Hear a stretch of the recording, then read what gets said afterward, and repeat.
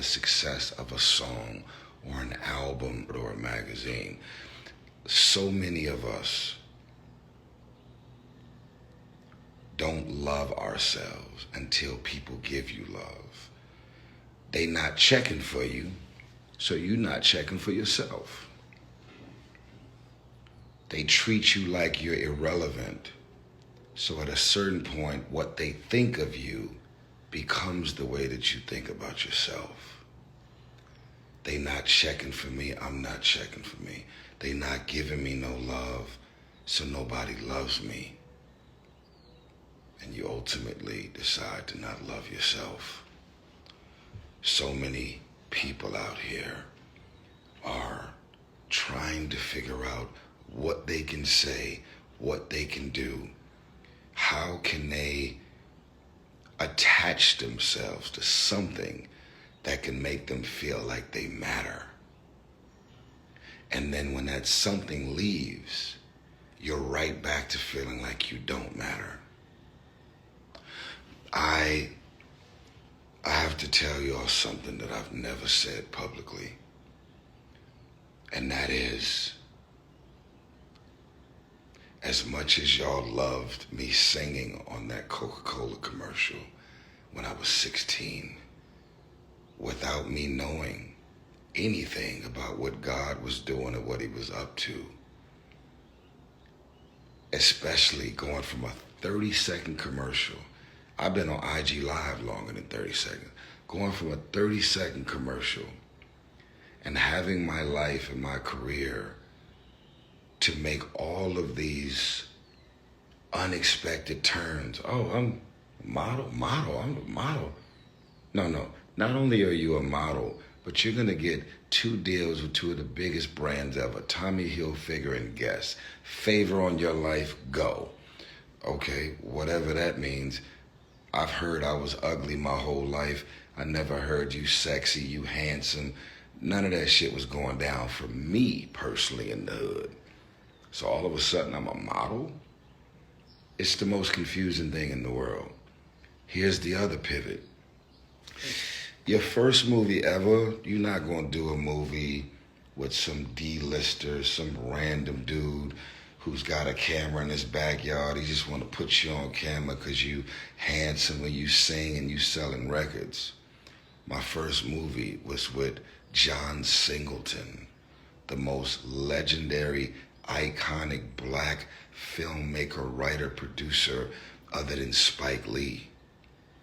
Y'all may look at all the black and brown and Asian directors that are happening now. Literally, it was probably 2 black filmmakers, maybe 3. That's it. So I not only do my first film, but I end up doing it with John Singleton. It was not about how much money was made in the box office, because technically, Baby Boy as a film actually bombed, because I had released all my songs and my singles, and then I was like, well, look, man, you put me in the movie. If I got fans over here in music and they love me and they support me, they gonna come over here and support my movie. That wasn't the case. So the success of Baby Boy actually happened more so when it went on DVD and when they was playing it 5 times a day, every day on BET. So how is a film this successful and yet it didn't do anything in the box office? Because my mother has always said, all you have to do is be your authentic self. If you're sad today, talk about it. If you're inspired by something, talk about it. If you don't want to do something anymore, figure out a way to get out of it. If you have a random thought and nobody around you agrees with what you want to say, what you want to do, how you want to go about getting shit off your chest, be yourself. Be your authentic self. Because somebody else's success and their connectivity is going to be based on how hot they are, how many records they've sold, what they're doing in the box office. And that is a miserable life. to have people to only fuck with you because of how successful you are at something that you're doing.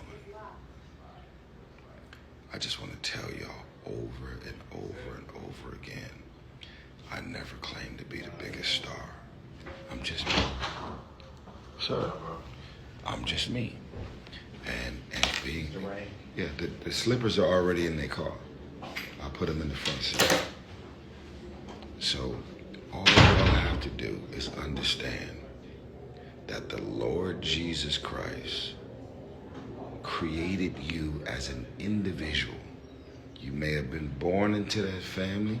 You may have lived in that neighborhood. You may have been homeless in the foster care system, raised by, family members with addictions and abuse, verbal, mental, emotional, psychological. You may have dealt with levels of warfare that when you start telling people about the things you've seen and you've been through, you're such a good guy, they look at you, or a good woman, and like, it's impossible that you actually got molested or went through anything that dark and that crazy, because look at you.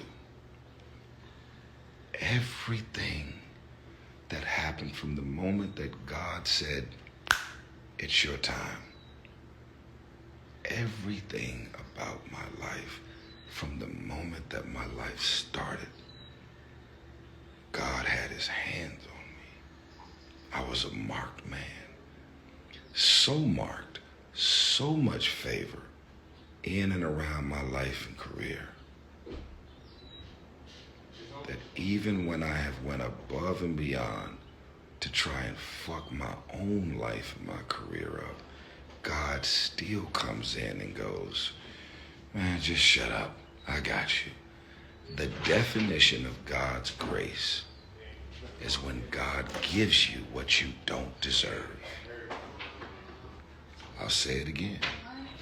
The definition of God's grace is when God gives you what you don't deserve. You know that job that you got where they paying you all this money? The person who was overqualified for the job never got the job. You got the job. You were able to cut and line. Man, I ain't do my first movie till like 15 years after I was acting. I went to school for it. I got a degree in theater.